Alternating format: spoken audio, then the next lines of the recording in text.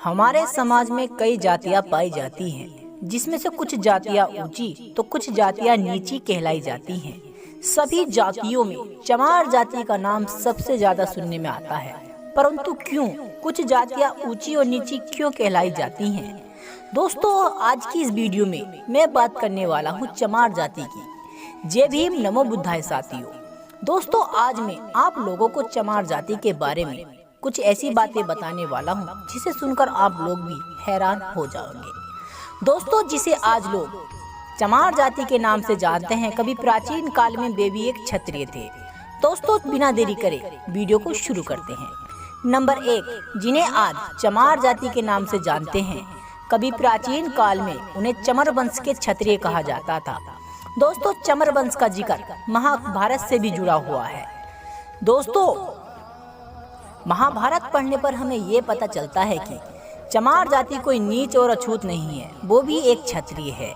Number 2, दरअसल जब भारत पर मुगल आक्रांता यानी मुगलों का शासन काल चल रहा था और जब मुगल आक्रांता हिंदुओं पर अत्याचार कर रहे थे, तब चमार कहे जाने वाले इन्हीं लोगों ने मुगलों के खिलाफ सबसे ज्यादा आवाज उठाई थी। नंबर 2, दोस्तों, चमार जाति के लोग नीच और अछूत कभी भी नहीं थे। इनको नीच और अछूत घोषित करने वाला सबसे पहला सिकंदर लोदी यानी एक मुगल आक्रांता था। नंबर 3, डॉक्टर विजय सोनकर के अनुसार डॉक्टर विजय सोनाकर ने भी एक पुस्तक लिखी है जिसमें उन्होंने जिक्र किया है कि भारत में मुगलों के आने से पहले सिख, ईसाई व दलित, मुस्लिम ये कोई भी नहीं थे। दोस्तों, नंबर 4, जिसे आज लोग चमार जाति कहकर और नीच और अछूत की संज्ञा देते हैं, दरअसल रामायण में भी इसका जिक्र आया है। नंबर 5, वैसे तो हमारे भारत में कई जातियां पाई जाती हैं और बहुत से धर्मों का भी अध्ययन किया गया है, लेकिन दोस्तों सभी जातियों को छोड़कर केवल चमार जाति को ही नीच और अछूत घोषित किया गया। नंबर 6, बाबा साहब भीमराव अंबेडकर ने चमार जाति के लिए आए दिन यानी नीच और अछूत से बचाने के लिए न जाने कितने आंदोलन चलाए। दोस्तों, कभी प्राचीन काल में बाबा साहब भीमराव अंबेडकर यानी हम बात करें सन 1930 और 1932 की। दोस्तों, बाबा साहब भीमराव अंबेडकर पहली बार लंदन से अपनी पढ़ाई पूरी कर आए थे।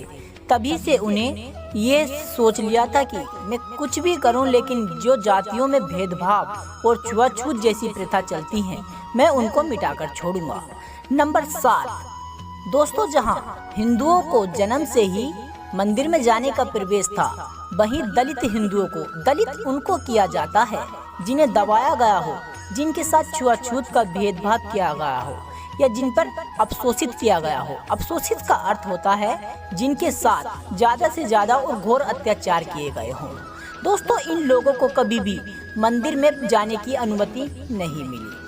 नंबर 8, दोस्तों, इन्हें चमार नाम इसलिए दिया गया क्योंकि ये चमड़े का काम करते थे, और नीच और अछूत इसलिए बनाया गया क्योंकि दोस्तों आप लोग सभी जानते होंगे कि प्राचीन काल में हिंदू धर्म इतना पवित्र था कि उसमें केवल ब्राह्मण का पाखंडवाद था। दोस्तों, प्राचीन काल में जब ये चमार जाति के लोग चमड़े का काम करते थे, तो दोस्तों आप लोग ये तो जानते ही होंगे कि चमड़ा यानी जानवरों की मांस से आता है, जानवरों की खाल को खींचकर बनाया जाता है।